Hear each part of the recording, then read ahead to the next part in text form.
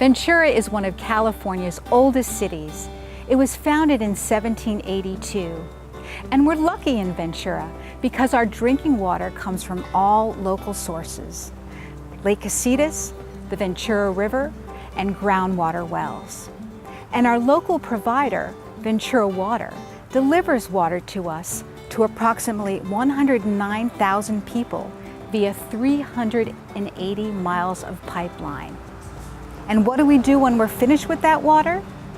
Approximately 9 million gallons of water flows through 300 miles of pipeline to the water reclamation facility where it's treated.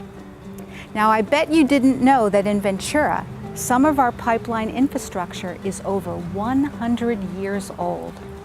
And just like you would maintain your health and the health of your home by regular checkups, we have to watch out for Ventura's infrastructure.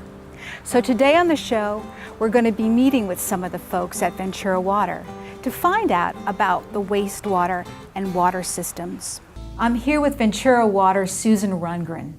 Susan, when did Ventura first begin building its infrastructure? Our water story basically begins with the San Buenaventura mission. And to this day, one of our water supplies comes from the Ventura River. And then in about 1950s, Lake Casitas was formed. And it was basically to help out the Ojai and Ventura areas. And what can you tell us about our wastewater system?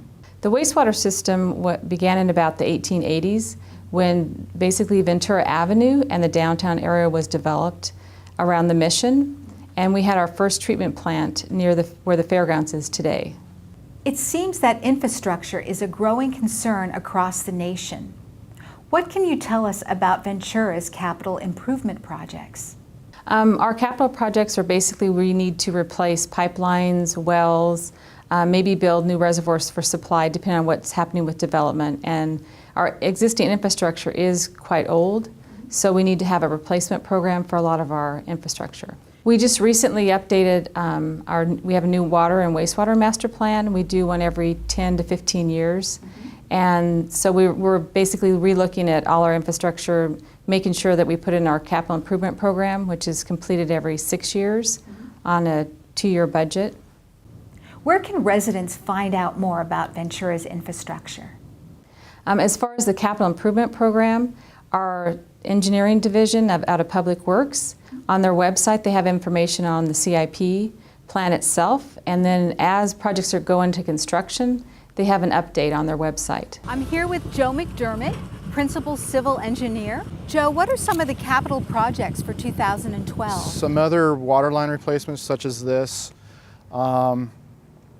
We have this neighborhood is actually a fairly large neighborhood, and we broke it up into several smaller projects. So we have another phase to this project, Fairview Phase 2, and then North Catalina, and those are going to be occurring in 2012. How many water lines will be replaced? Yeah, at least 2 or 3 miles, up to 15,000 linear feet of pipe. Are you usually able to get to the pipes before they break?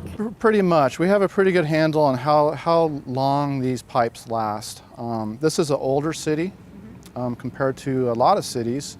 And we have, such as in this neighborhood, we have pipes that are at least 50 years old. And so here we are replacing it before we have daily breaks or a lot of leaks at joints where you end up wasting a lot of water. What's the cost of such a project? In the last several years, it's about $1 million per mile.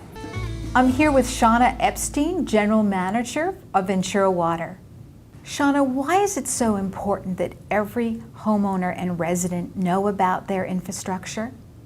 Water and wastewater utilities nationwide, for every dollar of revenue that we earn, we have about $7 worth of infrastructure in the ground. Major part of why we collect revenues is about repairing, rehabilitating, and replacing our existing infrastructure, as well as enhancing. Has the city been proactive in maintaining the infrastructure? So we have a 40-year program to replace pipelines that are more susceptible to failure, that have been aged in our system and are ready to be taken out. Usually, the old materials that pipelines used to be made out of had an 80-year life.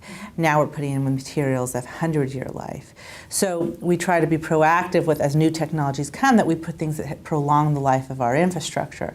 In addition, we try to be on top of future advancements so that we continue to run efficiently. So when you make capital investments, you're also making investments in how you're going to run your operation so you don't have undue expenses. How are rates assessed? Well, rates are assessed by the volume people use. And we're in that process right now with our rate advisory committee from the community that we've had meetings since October to talk about what were the values, how do people want their, feel that rates should be allocated, and then looking at looking at a 10-year plan of how should we spend this money, including capital as well as operational. And part of having the 10-year plan is not so that we preclude the annual budget process, but that we can do good financial planning so we know what type of reserves we should have in case if there's an emergency, or and how much money we'll need if we want to finance larger projects more than just pipeline replacement. What we try to do, even though most of our costs are fixed, we try to do our revenues based to our customers, our rates based to our customers, based on volumetrics, so based on what they're actually using of the system. And so that makes it a little disproportionate because you have to have a balance for having a certain revenue stability so you don't have rate fluctuations when people might use less one year and more the next year. Benefit of having this volumetric system, it really encourages people to use less. And that in the end is what we're trying to do to make sure that we're sustainable for the future.